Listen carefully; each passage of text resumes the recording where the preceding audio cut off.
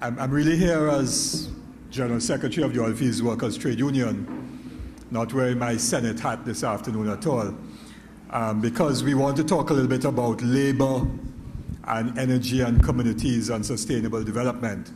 It's now almost 20 to 6.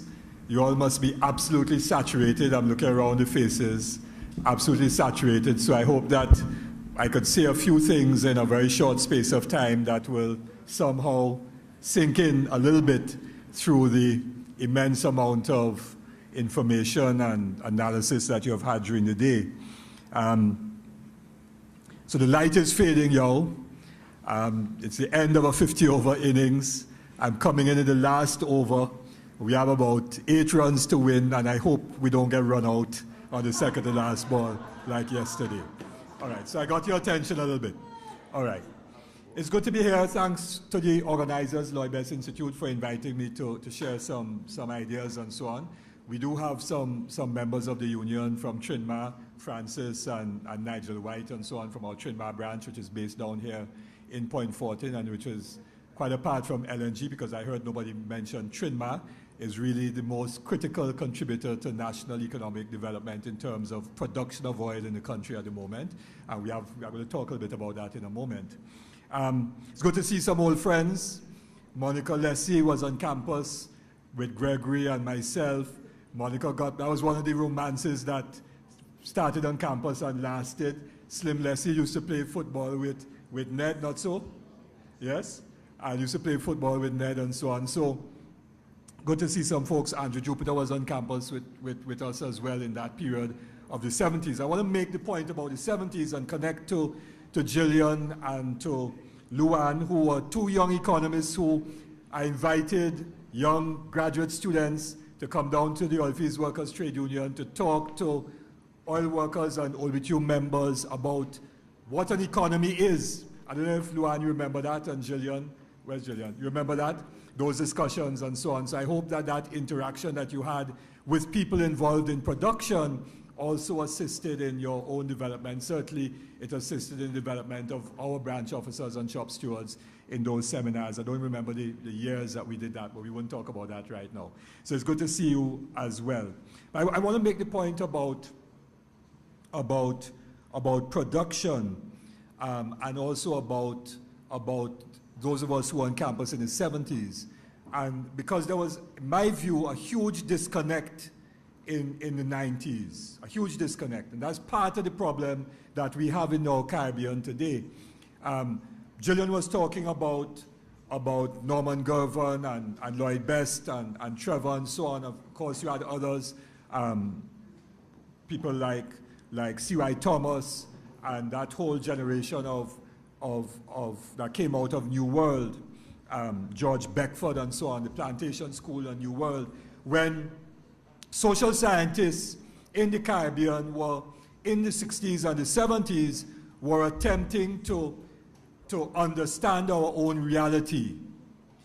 And then something happened in the 80s and 90s, which essentially was summed up by Margaret Thatcher when she said, there is no alternative to what we now describe as neoliberal globalization, to an agenda of privatization of the state no longer having a responsibility for our well-being and our welfare and our direction and so on, that it must be private sector driven, primarily transnational capital driven, that ideas must emanate out of Chicago and Washington and the metropole. And those of us who were battling those ideas were really described as people who were going to fall off the train of history, that thing was passing us by, and globalization is it. And if we don't get on board, somehow we'll all go through.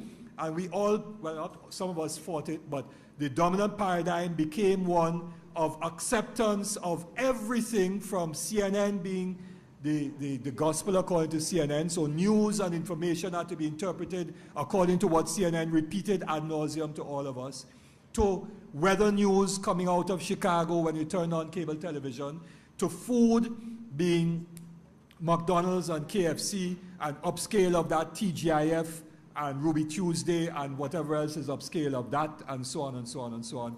and brands of clothes, so we don't wear clothes like that or clothes like mine and so on. That clothes must be the brand, and if you're not wearing the brand, therefore something is wrong with you. And consumption must be the latest iPhone, iPad, and if you don't have that, something is wrong with you, and so on and so on and so on. And I want to suggest that, and it was my generation that shifted thinking. Some of us didn't, but my generation, and Gregory and Winston and so on, they're the technocrats throughout the public service and throughout the private sector and so on, who started, and there were huge debates, huge debates. I remember Dennis Pantin and myself being alone in terms of fighting that battle in economics and so on, when others were saying, well, that's old school and so on. And when I remember Lloyd at a conference organized by Winston Dukaran on behalf of the IDB and the Washington institutions at Ambassador Hotel, when Winston decided that we had to have second generation reforms, and he brought in all the technocrats from the bank and the fund and the IDB and so on, and we had a ring-down battle, and Lloyd cussed them out. I can't repeat it, what he said. But it was not, it was raw industrial language. And the comrades from ODBTU know what we talk about, industrial language. When you're trying to get a piece of pipe in the ground and it ain't going in the ground, you have to use industrial language. So Lloyd told them that they should be tried for treason. But the point I'm making is that what Lloyd called the educated elites, what CLR James and myself would call the professional middle classes, right, adopted a paradigm, and it goes in the university. So we don't teach Caribbean economic problems anymore in university, right? That's what I did in second year, Caribbean economic problems. That is not taught anymore. What is taught essentially is business economics, in the main, right? In the main. I'm not saying everybody teaches that, I know Luanda's teach that, but in the main, if you look at the dominant teaching and so on. So this is important to try to not redevelop, because we've been working it, but to restate the need for us to begin from our point of our own reality. 100 years of, and I'm sorry I missed Andrew's presentation this morning, 100 years of UBOT, United British Oilfields of Trinidad, and the refinery here in Point Fortin in 1912. It is 50 years of independence this year for Trinidad and Tobago and Jamaica. And I didn't celebrate independence on August 31st. I celebrated independence on the 6th of August because I was born and I grew up in Jamaica, so that was my experience in terms of independence and so on. And 75 years of the labor movement and of the Oilfields Workers Trade Union in July of this year. So it's an important Jubilee year. And why do I make that point? Because Winston, the struggle for control over our industry goes back to 1937, because before the first arbitration tribunal in 1937, Adrian Cole Rienzi, then President General, the first President General of the Oilfields Workers Trade Union, made the claim for the nationalization of the oil industry. 1937. But let's go before that and look at the conferences of the early labor leaders. 1926. British Guyana and West Indian labor leaders meeting in British Guyana, organized by Hubert Critchlow, the British Guyanese or Guyanese labor leader and so on. And in that 1926 conference and the 1932 one in Dominica and so on, later on 1944 in Jamaica, the labor leaders put forward an agenda for this region. They had a vision. And one of the problems is that our politicians today don't have a vision for our societies or for the region. So what was that vision? That vision was for control over oil and sugar and our natural resources. It was for democracy, because in 1926, we did not have universal franchise. There was limited franchise in some places and so on. There wasn't universal franchise. We were all colonies. And so the demand was for the right to vote, adult franchise, but the slogan was no adult franchise without self-government, because democracy would be meaningless unless you had self-government or independence. Because you're voting for somebody to be there, but they had no power, which is meaningless. And then they went a step further. They said no self-government without federation, because in the 20s and the 30s, there was no concept of island state. The concept was of we were West Indians. We were not Trinidadians and Grenadians and Vincentians and St. Lucians and so on. We were West Indians. That's how, when you went abroad, where you come from? The West Indies. That's what it was. Reed Lamming and so on in his works, and Selvon, when they went abroad and see what they were saying. West Indians, that was the identity. So we failed in that regard, and one of the things that we have to come back to is how do we survive in this world as microstates, and can we survive in that context? So there was a vision, but there was a vision for control over the resources and the wealth that we produce. And I could give you a whole long history, we don't have time for that now, of all the interventions after 37 that the OWTO made. So for example, in 56, I'll just jump to 56, when Leaseholds Limited was being sold, and the OWTO put forward a memoranda and said to the British government, buy it on behalf of what will become a federated West Indies, so that the oil industry in Trinidad would then be given to the people of the West Indies on becoming a West Indies federation. Of course, the British government didn't do that, and Texaco bought out leaseholds, and the rest is history. So there have been significant interventions along the way.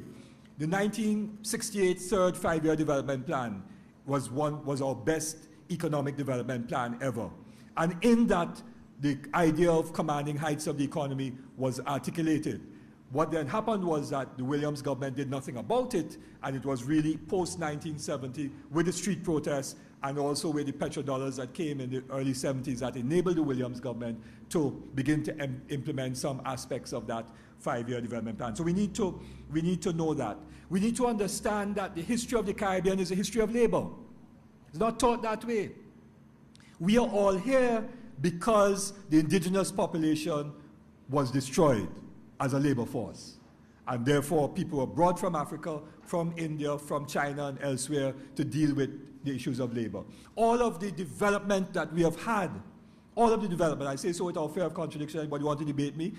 Open to debate, has been as a result of ordinary people fighting for democracy, fighting for freedom. Because you see, our society was not one that began with the owners. The owners didn't live here. So in England, it was the owners of capital that fought for democracy against the monarchy. Who fought for democracy here? The masses of people fought for democracy. They had to fight for their freedom to emancipate themselves from slavery. They had to fight for the right to organize themselves. They had to fight for their space, for their religion, for expression, and everything else. For independence, those battles were not fought by others other than ordinary working people in their own organizations and in their own institutions. The history of this society, these societies, is really the history of labor and their engagement to try to humanize us, as Ralph Gonzalez talks about, this space and make it create a new civilization. Okay, let me just jump now. And make a few quick points about the Southwest Peninsula and the issue of sustainable communities and sustainable development. It is not only the energy sector that has accumulated surplus and then left the region underdeveloped. Take the coconut industry. I don't know if that was mentioned earlier, but there are families that made significant wealth in this country from the coconut estates in Cedros and in Caracas. But they never reinvested a single cent of that surplus in research and development that would have led to the sustainability of that sector. So there's we have a real crisis with respect to issues of research and development in terms of our own technology and investing in sustainability and so on. So that's one. I just want to make that point.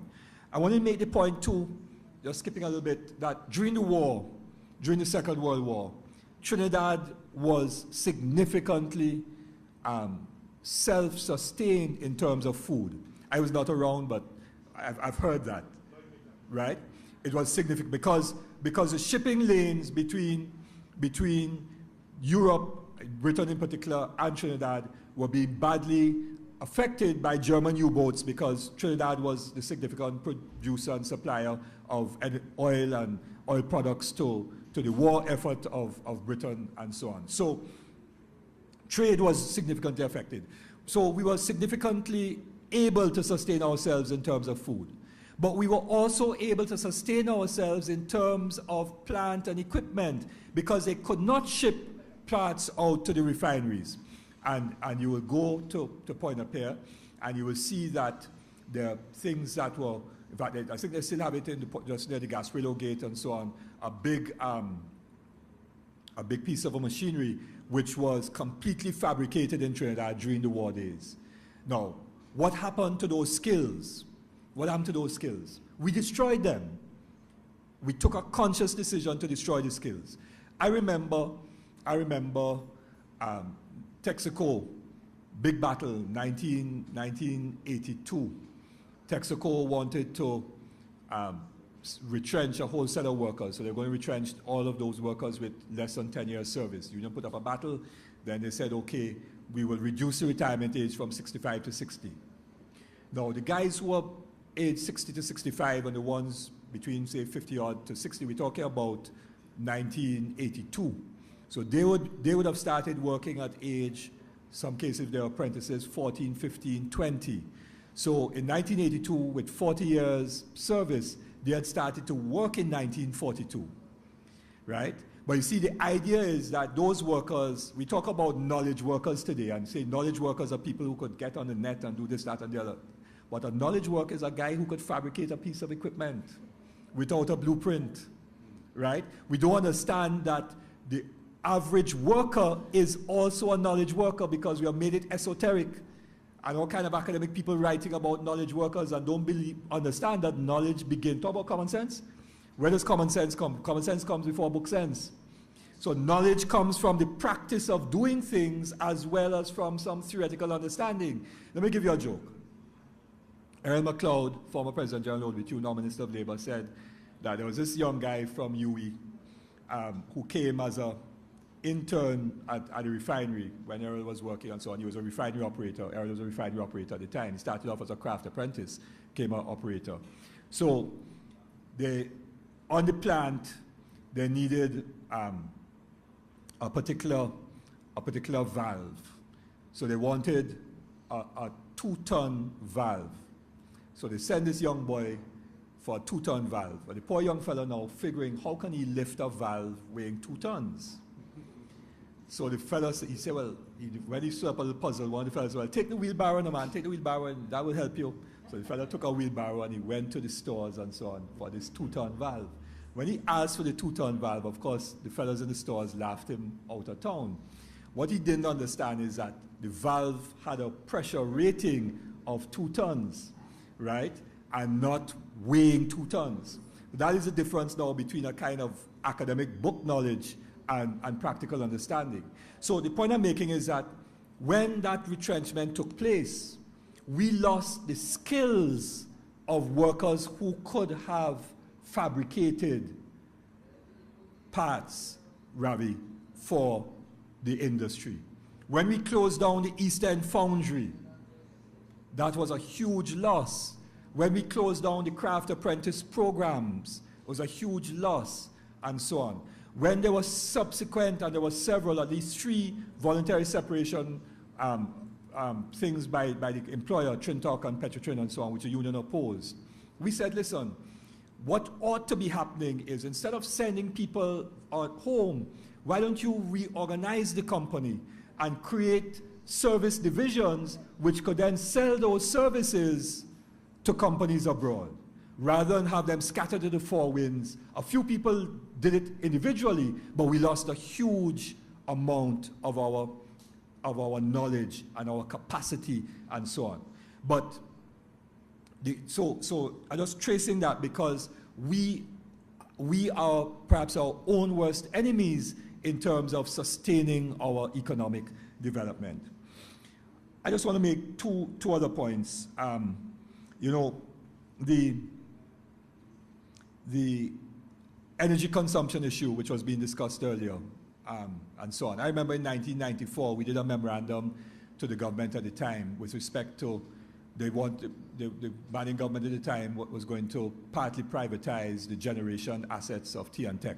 That is when PowerGen came in 1994. We put forward a detailed memorandum and so on. One aspect of that was that we needed to reduce energy consumption. Where's Gregory? And Gregory, we agree, and we put that in that memorandum and successive memorandums to RIC and everybody else, that the cost of electricity to the largest consumers of electricity, at that time it was ISPAT, it is now ArcelorMittal, and the other big users, because the largest users of electricity probably consume about 55 to 60% of all electricity in the country. Probably about 40 or 50 firms consume about 50 to 60% of electricity in the country. Gregory, if I'm a little off with the data, but I don't think I'm that far off. And therefore, if you increase the cost to them, they would reduce their consumption.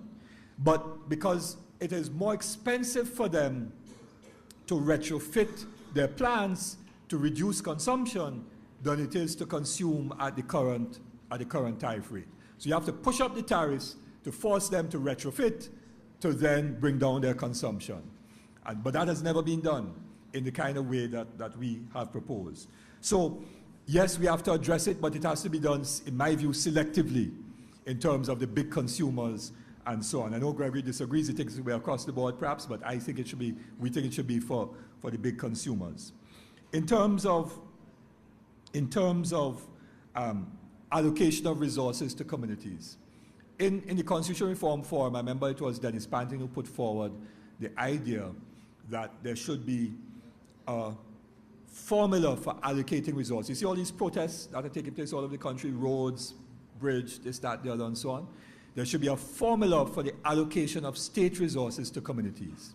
That every community above X thousand people must have these basic facilities: health center, primary school, recreation ground, etc., etc., etc. And those that don't have to be given. Those whose facilities are not up to standard must be upgraded.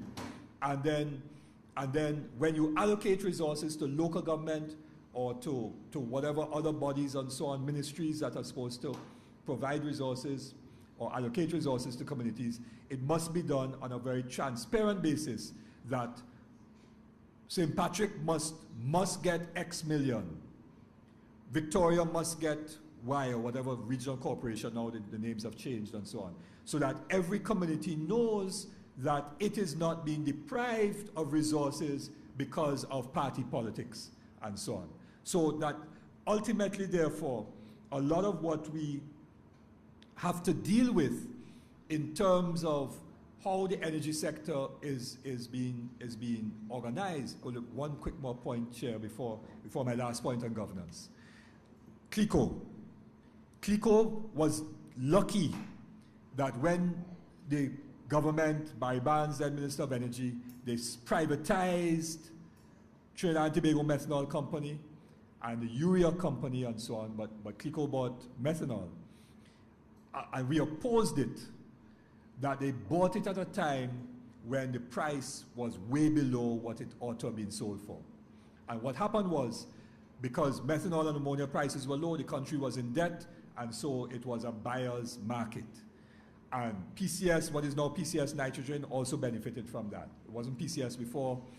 It was another company that bought out the ammonia holdings of Fortin, and which was 51% government, 49% Amoco. But when CL Financial bought out Trinidad and Tobago Methanol Company, a year after that, methanol prices went through the roof, and CLECO was able to pay off virtually all of its investment in about a year, maybe 2 years. Gregory, 2 years? A year? And then everything after that was gravy, right? Now, the question, of course, was, yes, CLECO did take the risk of investing. They then expanded, that is true. But the question could also be asked, if the state had held on to that, where would we be today? Because it comes back. We lost the Carlos Youngs and so on as a result of the decision to sell those companies. So we need to have a serious discussion. And what has happened is that over the last 25 years, whereas before we were moving towards ownership, and ownership by itself does not give you control and so on, depending on how you organize it. But while we were moving towards some kind of sense of being in charge of this space called Trinidad and Tobago, the last 25 years has seen a complete reversal of that. So when you look at the configuration of the energy sector now, you have Petrotrin, state-owned, you have NP, state-owned, you have NGC. And then after that, it is BP, Repsol, and the other owners of LNG. Offshore production, it is EOG and others. Look at all of the oil production now. All the licenses. Tony will give you that information. I don't have it off the top of my head. All the licenses are going to foreign companies. Am I right? Yes? So that we are getting a reversal and going back to a almost 1974-75 type situation where we had one state company in the energy sector, and that is negative. And in this regard, and you talk about plantation, LNG is even worse, is the worst example of the export of raw material, the worst example, because in the case of sugar, we never exported the cane stalk. We had a processing, primary as it was, to brown sugar in some cases, molasses, rum, and so on. LNG is simply the cooling of the gas to make it a liquid. It is virtually the export of the cane stalk. And therefore, it is the crudest form of plantation economy that you could ever find.